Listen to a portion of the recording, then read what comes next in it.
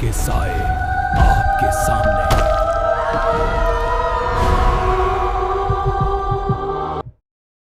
ठंडी धुंध जब जमीन से उठकर सांसों में उतरती है तो समझ लेना किसी ने मौत को बुला लिया है।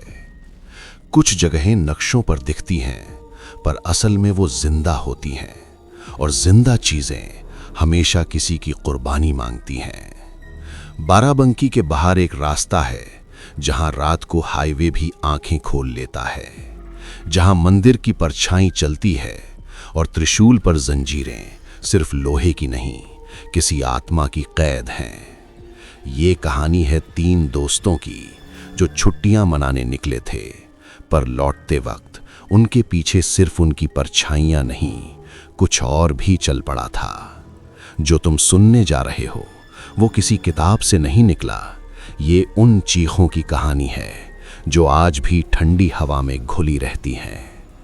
अगर डर से दोस्ती नहीं है तो यहीं रुक जाओ, क्योंकि आगे वापसी का रास्ता नहीं। ठंडी धुंध के पर्दे में मंदिर का साया भारी था। त्रिशूल पर जंजीरें टंगी हुई थीं जो हवा के हर झोंके पर आपस में टकराकर ऐसी आवाज करती थीं जैसे किसी अंत का पहरा जारी हो। दरवाजे पर सफेद आंखों की खामोशी ठहरी हुई थी, बिना पलके झपकाए, बिना सांस लिए। हवा कानों में फुसफुसाई, अब लौटना होगा वरना देर हो जाएगी। जो हंसी इस रास्ते पर आई थी वहीं कहीं दम तोड़ चुकी थी, और रात बाराबंकी की गलियों में किसी बछुआ की बातों के साथ जाग रही थी। कॉलेज में एक और सामान्य दिन था। क्लासरूम की खिड़की से आती धूप बेंचों पर फैल रही थी। आशीष, पायल और सुरभि एक साथ बैठे थे। छुट्टियों की बात छिड़ चुकी थी। तुम लोगों ने आने वाली छुट्टियों के बारे में क्या सोचा है? पायल ने पूछा। सोचना क्या है? आशीष हल्की हंसी के साथ बोला। हर बार की तरह हॉस्टल में ही रहूंगा, घर जाकर वही बोरिंग काम करने पड़ते हैं। मेरा तो कोई प्लान नहीं है, सुरभि बोली। तुम क्या करने वाली हो? सोच रही हूं कहीं घूमने जाऊं, पायल ने कहा। तुम लोग भी साथ चलोगे क्या? घूमने? आशीष ने माथा खुजाया। उसमें तो काफी पैसे खर्च हो जाएंगे। पापा वैसे भी आजकल पैसे कम ही देते हैं, और छुट्टी भी सिर्फ 4 दिन की है, सुरभि ने जोड़ा। इतने में क्या ही ट्रिप बन पाएगी? पायल मुस्कुराई। ये वैसा ट्रिप नहीं होगा। तुम लोगों ने बाराबंकी के बारे में सुना है? बाराबंकी? वही शहर के बाहर वाला इलाका? हाँ, पायल बोली। वहां मेरे पापा का एक छोटा सा गेस्ट हाउस है, खाली पड़ा है। सच? सुरभि की आंखें चमक उठीं। तो चलना चाहिए। पर वहां देखने लायक मिलेगा क्या? आशीष ने पूछा। काफी कुछ है, और वैसे भी कब तक शहर के धुएं को सांस समझकर भरते रहोगे? वहां खुली हवा तो मिलेगी। जाएंगे कैसे? सुरभि ने पूछा। मेरे भाई की कार है। आशीष, तुम्हें गाड़ी चलानी तो आती है ना? आती तो है। आशीष थोड़ी देर रुका, फिर बोला, ठीक है, चलते हैं। घंटी बजी और क्लास खत्म हो गई। सब अपने बैग उठाकर बाहर निकलने लगे। टेबल पर रखा एक अखबार आशीष की नज़र में अटक गया। हेडलाइन थी, पूर्वांचल हाईवे पर हुए हादसे में 9 वर्षीय बच्चे की मौत। कुछ देर बाद अगला लेक्चर शुरू हो गया। सुरभि मोबाइल में कुछ देख रही थी। उसने एक ओइजा बोर्ड ऑर्डर कर दिया। ये क्या कर रही हो? पायल ने बीच में झांक कर पूछा। मजा आएगा, सुरभि हंस पड़ी। दोनों हंसने लगी और माहौल हल्का हो गया। हॉस्टल पहुंचकर आशीष अपने बिस्तर पर बैठा था। चेहरे पर उदासी थी। उसने अपने पिता को फोन लगाया। हेलो पापा। हाँ बोलो। मैं दोस्तों के साथ एक छोटी सी ट्रिप पर जा रहा हूं।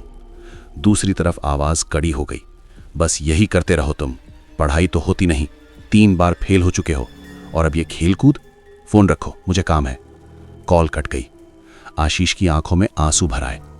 तभी पायल का फोन आया। प्लान में कोई चेंज तो नहीं है ना? सुरभि ने गाड़ी मंगा ली है। उसी पल आशीष के फोन पर मैसेज आया, आपके बैंक खाते में 10,000 जमा किए गए हैं। चेहरे पर हल्की मुस्कान आ गई। हाँ, प्लान फिक्स है, शाम 7 बजे मिलते हैं। फोन रखते ही वो बैग पैक करने लगा। दीवार पर टंगे एक ताबीज पर उसकी नजर पड़ी। उसे माँ की आवाज याद आई, बेटा ये ताबीज हमेशा अपने साथ रखना, ये तुम्हें बुरी शक्तियों से बचाएगा। माँ की मौत कॉलेज जाने के बाद हुए एक हादसे में हो गई थी। आशीष की आंखों से आंसू बह निकले। उसने ताबीज बैग में रख लिया। रात हो चुकी थी। तीनों कार में बैठे और निकल पड़े। आशीष ड्राइव कर रहा था, सुरभि पीछे सो रही थी। पायल मैप देख रही थी। जैसे ही NH-27 की ओर मोड़ आया, पायल बोली, नहीं, हमें पूर्वांचल एक्सप्रेस वे से जाना चाहिए। आशीष ने रास्ता बदल दिया। कुछ देर बाद पायल भी सो गई। जंगल के रास्ते से कार तेजी से दौड़ रही थी। आशीष की आंखें भारी हो रही थी। अचानक उसकी आंखें फैल गईं। सड़क के बीचों बीच एक बच्चा खड़ा था, सीधे कार की तरफ देखता हुआ। ब्रेक! कार जोर से रुकी। झटके से पायल और सुरभि जाग गईं। क्या हुआ? वो बच्चा। तीनों ने सामने देखा। सड़क खाली थी, कोई बच्चा नहीं है यहां। सुरभि हंसी। अभी से डरने लगे? आशीष चुप रहा। दिल जोर जोर से धड़क रहा था। दूर अंधेरे में वो बच्चा उन्हें जाते हुए देख रहा था। कार गेस्ट हाउस पहुंच गई। पुराने एंटीक सामानों से भरा हुआ, थोड़ा धूल भरा, पर अजीब तरह से सुकून देने वाला। तीनों थक कर सो गए। आशीष ने जैसे ही आंखें बंद की, खुद को उसी मंदिर में पाया। सफेद आंखों वाला बच्चा सामने खड़ा था। मेरे पास मत आना। आशीष चीखा और पसीने में भीगा हुआ जाग गया। शाम हो चुकी थी। पायल और सुरभि सामने खड़ी थी। फिर सपना आया? कुछ नहीं, बस बुरा सपना। लिविंग रूम में बैठे हुए सुरभि बोली, time for the real thing. Ouija board निकल आया। आशीष का दिल डूब गया और यहीं से उनकी असली छुट्टी शुरू हुई। लिविंग रूम की बत्तियां पीली रोशनी में कांप रही थीं। बाहर हवा में ठंड घुल चुकी थी और खिड़की के शीशों से टकराकर ऐसी आवाज कर रही थी जैसे कोई अंदर आने के लिए दरवाजा खटखटा रहा हो। पुराने गेस्ट हाउस की दीवारों पर टंगी तस्वीरें उस रोशनी में अजीब परछाइयां बना रही थीं। ऐसी परछाइयां जो पल भर को इंसानी शक्ल ले लेती थीं और फिर दीवार में घुल जाती थीं। सुरभि ने बैग से ओइजा बोर्ड निकाला। तख्ती पर बने अक्षर धूल से ढके हुए थे।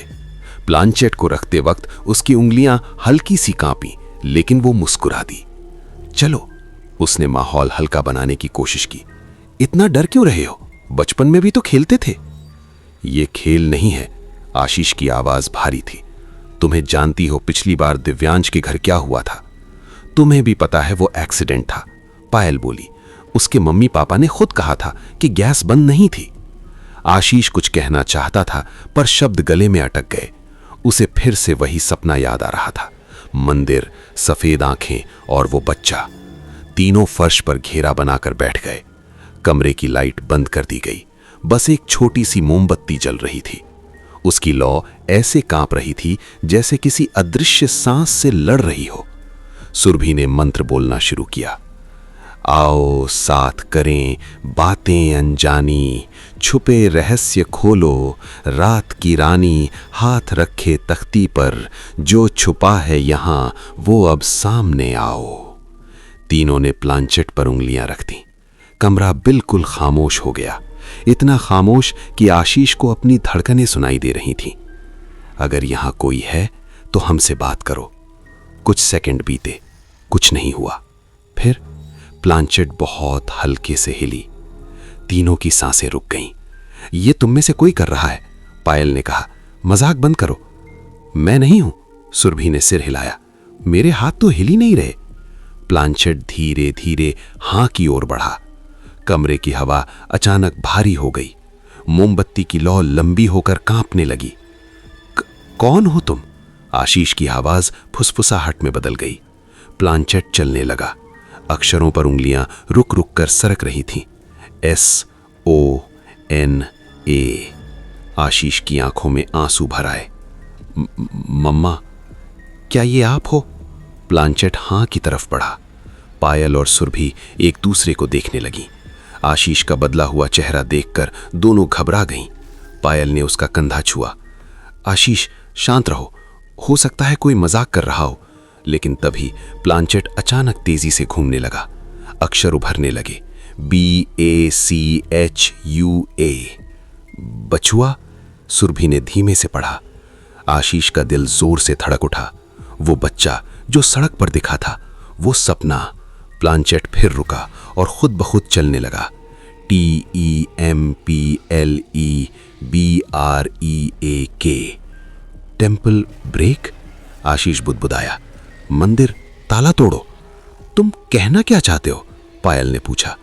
आशीष की आंखों में डर और उम्मीद एक साथ तैर रहे थे। मम्मा हमें बचाने की कोशिश कर रही हैं। वो बच्चा, वो बछुआ, गांव के बाहर एक मंदिर है, वहां त्रिशूल पर ताला लगा है।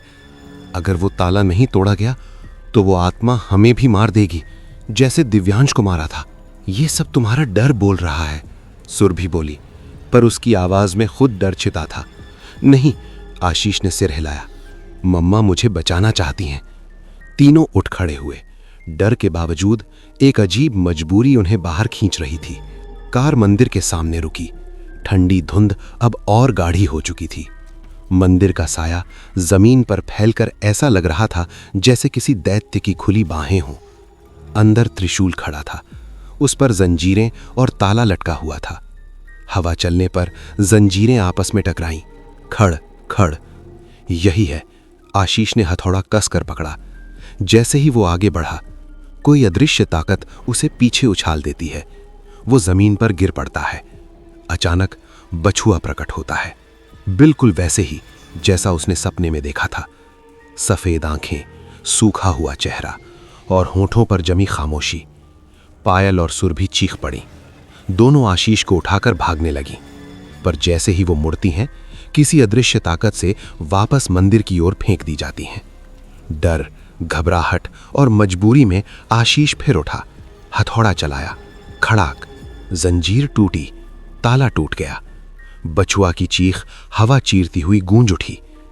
उसी पल नीले हाथों वाली एक औरत प्रकट हुई, लाल साड़ी में लिपटी हुई। उसकी आंखें काली गहराइयों जैसी थीं।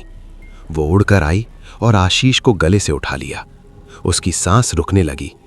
अचानक बछुआ हवा में उछला और उस औरत के चेहरे पर ठोकर मारी। औरत चीखी, आशीष जमीन पर गिर पड़ा। दोनों भूत एक पल में गायब हो गए। आशीष हाँफ रहा था। हमने गलती कर दी। हमें मम्मा बचाने नहीं आई थी, हमने कुछ और ही खोल दिया है। डर से कांपते हुए तीनों वापस कार की ओर भागे। उइजा बोर्ड फिर से निकाला गया। अगर यहां कोई है तो सच बताओ, तुम कौन हो? प्लांचेट चला, SONAM। आशीष की रूह कांप गई। ये मेरी मम्मा नहीं है। उसे सपना याद आया, बछुआ और वही औरत गला दबाते हुए। तुमने दिव्यांश को मारा था? प्लांचेट हां की ओर फिसल गया और उसी पल कमरे की हवा ने करवट बदली, जैसे मौत ने दरवाजा खोल दिया हो। ओइजा बोर्ड की तख्ती उनके हाथों से छिटक कर हवा में उछली और जमीन पर आ गिरी। कमरे की मोमबत्ती एक झटके में बुझ गई। अंधेरा ऐसे टूटा जैसे किसी ने आंखों पर काली पट्टी बांध दी हो। अचानक एक अदृश्य ताकत ने तीनों को पीछे की ओर उछाल दिया। आशीष और सुरभि फर्श पर आकर गिरे, लेकिन पायल, वो घसीटती हुई सीढ़ियों की ओर खिंचने लगी। पायल! आशीष चीखा। उसका शरीर जमीन पर घिसटता चला गया। सीढ़ियों से टकराने की आवाज आई। धप! उसका सिर पहली सीढ़ी से टकराया। वो चीखी और दूसरी बार सिर सीढ़ी से टकराया। थप! माथे से खून बहने लगा। सीढ़ियों पर लाल धारियां फैल गईं। उसी पल हवा ठंडी पड़ गई। कमरे का तापमान जैसे अचानक गिर गया हो। औरत का भूत प्रकट हुआ। नीले हाथ, लाल साड़ी और चेहरे पर खौफनाक मुस्कान। उसकी आंखें पायल पर टिकी थीं। सुरभि कांपते हुए उठी। आशीष ने दीवार का सहारा लिया। दोनों ने मिलकर पायल की ओर बढ़ने की कोशिश की। छोड़ दो उसे! आशीष की आवाज गूंज उठी। भूत की हंसी हवा में फैल गई, ऐसी हंसी जिसमें इंसानियत नहीं होती। आशीष की नजर अचानक मंदिर के आंगन की ओर पड़ी। खुला हुआ ताला, टूटी हुई जंजीरें और वही त्रिशूल, देवी का त्रिशूल। बछुआ उस त्रिशूल के पास खड़ा था। अब उसकी सफेद आंखों में डर नहीं था, बल्कि एक अजीब सी शांति थी। आशीष को झटका सा लगा। यही उसे मार सकता है। उसने सारी ताकत समेटी, फर्श से उठकर मंदिर की ओर दौड़ा। पीछे से वो औरत भूत हवा में तैरती हुई आई। उसकी ठंडी सांस आशीष की गर्दन से टकराई। आशीष ने मुड़कर देखा। भूत का चेहरा अब और भी डरावना हो चुका था। मुंह खुला हुआ, आंखों से काला धुआं निकलता हुआ। वो चीखी, आवाज में ऐसी कर्कशता थी कि कानों से खून निकल जाए। आशीष ने दोनों हाथों से त्रिशूल उठाया। उसकी हथेलियां कांप रही थीं, पैर सुन्न हो रहे थे। मुझे छोड़ दो, वो चिल्लाया। भूत छपटी और उसी पल आशीष ने पूरी ताकत से त्रिशूल आगे कर दिया। छपाक, त्रिशूल भूत के सीने में धंस गया। एक चीख गूंजी, आसमान तक चीरती हुई। भूत का शरीर जलने लगा, नीली चमड़ी राख में बदलने लगी, लाल साड़ी हवा में उड़कर राख बन गई। कुछ ही सेकंड में वो राख बनकर हवा में घुल गई। मंदिर का आंगन फिर से शांत हो गया। आशीष हांफते हुए पीछे गिर पड़ा। त्रिशूल उसके हाथ से छूटकर जमीन पर गिर गया। पीछे मुड़कर उसने बछुआ की ओर देखा। बछुआ उसे देख रहा था। उसकी सफेद आंखों में अब डर नहीं था, होठों पर एक हल्की सी मुस्कान थी। फिर वो धीरे धीरे देवी की प्रतिमा के पीछे ओझल हो गया, जैसे कभी था ही नहीं। सुरभि रोती हुई पायल के पास पहुंची। उसके माथे से खून बह रहा था। आशीष लड़खड़ाते कदमों से उनके पास आया। पायल, पायल, आंखें खोलो। उसने उसका चेहरा थपथपाया। कुछ सेकंड बाद पायल ने हल्की सी कराह निकाली। मैं जिंदा हूं, उसकी आवाज कांप रही थी। हां, आशीष की आंखों से आंसू बह निकले। हम जिंदा हैं। कमरे की हवा धीरे धीरे सामान्य होने लगी। ठंड कम हो रही थी, पर डर अभी भी दीवारों में चिपका हुआ था। तीनों कुछ देर तक वहीं बैठे रहे। कोई बोल नहीं पा रहा था। आशीष की नजर टूटे हुए ताले और जंजीर पर पड़ी। अगर हमने ताला नहीं तोड़ा होता तो ये सब नहीं होता, पर अगर नहीं तोड़ते, सुरभि की आवाज धीमी थी, तो शायद वो भूत हमें मार देता। तीनों समझ नहीं पा रहे थे कि सही क्या था, गलत क्या। ओइजा बोर्ड वहीं फर्श पर पड़ा था, प्लानशीट उल्टा पड़ा हुआ। उस पर किसी के उंगलियों के निशान नहीं थे, लेकिन ऐसा लग रहा था जैसे किसी ने अभी अभी उसे छोड़ा हो। आशीष ने उसे उठाया। उसका मन किया उसे तोड़ दे, पर हाथ रुक गए। कुछ चीजें कभी पूरी तरह खत्म नहीं होती, उसने धीरे से कहा।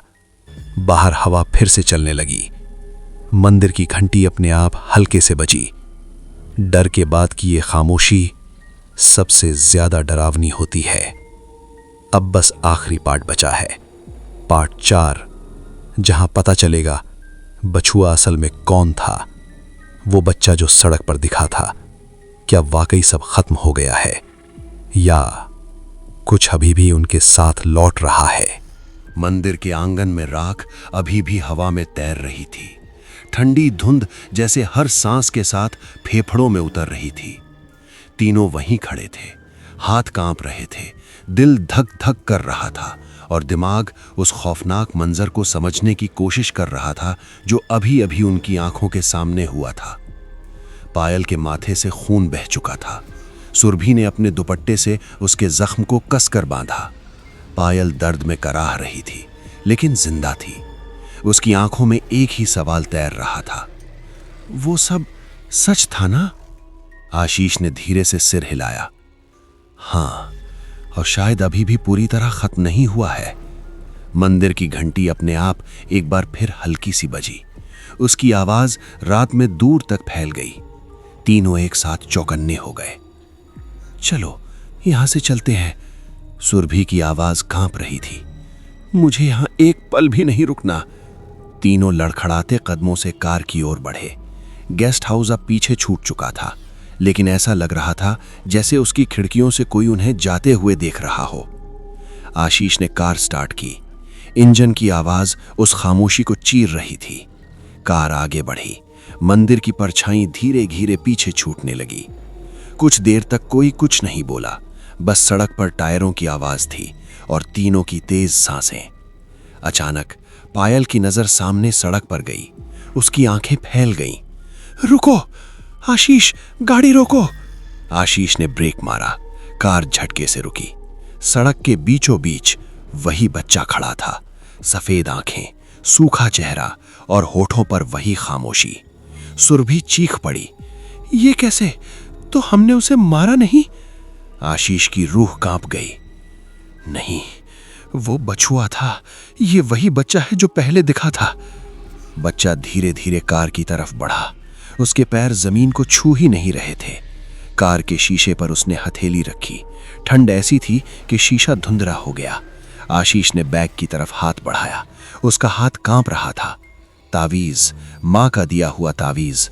जैसे ही उसने तावीज बाहर निकाला, हवा में एक अजीब सी सिसकारी गूंजी। बच्चे का चेहरा बदलने लगा। उसकी सफेद आंखों में दर्द उतर आया। मुझे आजाद कर दो, बच्चे की आवाज सीधे दिमाग में गूंजी। पायल और सुरभि ने अपने कान बंद कर लिए। ये आवाज कहां से आ रही है? सुरभि रो पड़ी। आशीष ने कांपती आवाज में कहा, तुम वही बच्चा हो जो एक्सप्रेसवे पर मरा था? बच्चे की आंखों से काला पानी बहने लगा। उसने हल्का सा सिर हिलाया। उस औरत ने मुझे मंदिर में बांध दिया था, त्रिशूल और जंजीरों से। बछुआ मेरी रखवाली करता था ताकि मैं भाग ना सकूं। तीनों को समझ में आ गया, असली दुश्मन वो औरत थी जिसे उन्होंने त्रिशूल से खत्म किया था, और बछुआ वो इस बच्चे की टूटी हुई आत्मा की रक्षा कर रहा था। अब वो नहीं रही। आशीष ने कांपती आवाज में कहा, तो तुम भी मुक्त हो? बच्चे के चेहरे पर पहली बार इंसानी भाव आए। हां, पर जाने से पहले तुम्हें एक बात बतानी है। हवा अचानक ठंडी पड़ गई। धुंध गाढ़ी हो गई। जिसने ओइजा बोट से तुम्हें बुलाया, वो आत्मा मैं नहीं था। वो वही औरत थी। उसने तुम्हें मंदिर बुलाने के लिए तुम्हारी मां का नाम इस्तेमाल किया। आशीष के पैरों तले जमीन खिसक गई। तो मेरी मम्मा, तुम्हारी मां ने तुम्हें बचाया। बच्चे की आवाज नर्म हो गई। तावीज के जरिए वो तुम्हारे आसपास थी, इसलिए वो औरत तुम्हें पूरी तरह मार नहीं पाई। आशीष की आंखों से आंसू बहने लगे। उसने तावीज को कसकर पकड़ लिया। अब जाओ। बच्चे की आवाज धीमी पड़ने लगी। और पीछे मत देखना। बच्चा धुंध में घुलने लगा। उसका शरीर हल्का होता गया और कुछ ही पलों में वो ठंडी हवा का हिस्सा बन गया। सड़क खाली हो गई। आशीष ने गाड़ी स्टार्ट की। इस बार किसी ने रास्ता नहीं रोका। सुबह की हल्की रोशनी दूर क्षितिज पर उग रही थी। तीनों थके हुए थे, टूटे हुए थे, पर जिंदा थे। कुछ किलोमीटर आगे निकलने के बाद आशीष ने शीशे में देखा। पीछे सड़क खाली थी, लेकिन मंदिर की परछाई अब भी बहुत दूर धुंध में खड़ी थी, जैसे कह रही हो, कहानियां खत्म होती हैं पर जगहें याद रखती हैं। कुछ रास्ते सिर्फ सफर नहीं होते, वो इम्तिहान होते हैं। और कुछ मंदिर इबादत के नहीं, कैद के होते हैं। अगर कभी बाराबंकी की उस सड़क से गुजरो और ठंडी धुंध तुम्हारा नाम पुकारे, तो मुड़कर मत देखना, क्योंकि जो वहां रह गया है वो अब भी किसी और के आने का इंतजार कर रहा है।